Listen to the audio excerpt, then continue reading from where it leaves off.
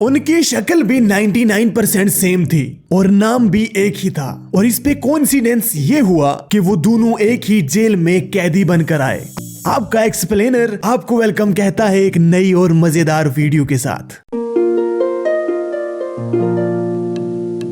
Fingerprint या thumb impression की शुरुआत होती है 1903 से, जब यूएस की एक जेल में विल वेस्ट नाम का एक कैदी आता है। एंट्रेंस वेरिफिकेशन यानी एंट्री के वक्त जेलर विल स्मिथ से कहता है कि वो तो 2 साल पहले ही इस जेल में आ चुका है। ये सुनकर विल वेस्ट हैरान रह जाता है और वो जेलर से कहता है कि उसको तो पहली बार जेल में लाया जा रहा है, लेकिन जेलर उसको बोलता है कि वो झूठ बोल रहा है। बहुत देर बहस के बाद वो जेलर पुराना रिकॉर्ड निकाल लाता है और विल को दिखाता है और इसके साथ साथ उसकी बर्टिलोन मेजरमेंट भी करता है। आपकी जानकारी के लिए बता दूं कि फिंगरप्रिंट आने से पहले लोगों की डीप आइडेंटिफिकेशन करने के लिए बर्टिलोन मेजरमेंट की जाती थी। एक फ्रेंच पुलिस ऑफिसर अल्फोंसो बर्टिलोन के द्वारा इन्वेंट किए जाने वाले इस सिस्टम में इंसान के बॉडी पार्ट्स जैसे सर की लंबाई, सर की चौड़ाई, मिडिल फिंगर की लंबाई, लेफ्ट फुट की लंबाई और क्यूबिट की लंबाई रिकॉर्ड की जाती थी। और इसके साथ साथ मग शॉट भी ली जाती थी। मग शॉट हमें मोस्टली फिल्मों में देखने को मिलता है, जब किसी को जेल में ले जाने से पहले उसके कुछ ऐसी फोटोज ली जाती हैं।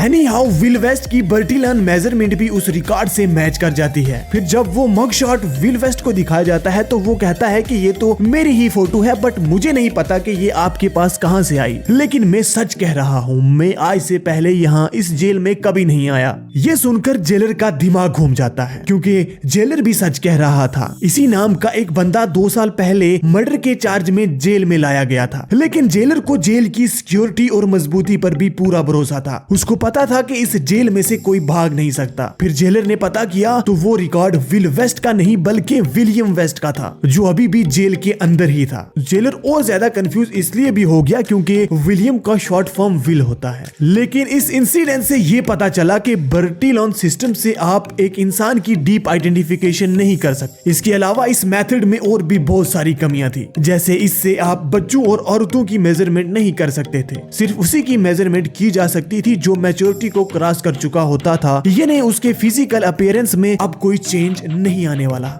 वो कहते हैं ना कि necessity is the mother of invention. इसी तरह अब जरूरत थी कुछ ऐसे तरीके की जिससे इंसानों की डीप आइडेंटिफिकेशन को और ज्यादा एक्यूरेट बनाया जाए। इसी दौरान ये जेलर एक स्कॉटिश मिलिट्री ऑफिसर मैकक्लगरी से मुलाकात करता है।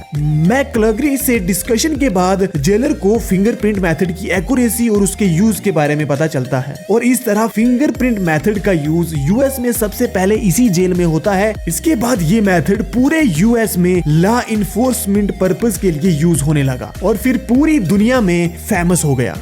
जहां तक फिंगरप्रिंट मेथड के इन्वेंशन की बात है तो इस पे एक बहुत बड़ा डिबेट है। कुछ हिस्टोरिकल डेटा और हिस्टोरियंस के मुताबिक सबसे पहले फिंगरप्रिंट का इस्तेमाल इंडिया में शुरू हुआ। 1858 में सर विलियम जेम्स हॉर्शल, जो कि हुगली डिस्ट्रिक्ट का चीफ मजिस्ट्रेट था, वो जब भी किसी इंडियन बिजनेसमैन के साथ कोई बिजनेस कॉन्ट्रैक्ट साइन करता तो उसके लिए वो उस बिजनेसमैन के पूरे हाथ का प्रिंट ले लेता। लेकिन हिस्टोरियन का ये भी कहना है कि ऐसा वो किसी साइंटिफिक रीजन से नहीं करता था, बल्कि वो ये प्रिंट सिर्फ हाथों का साइज रिकॉर्ड करने के लिए लेता था।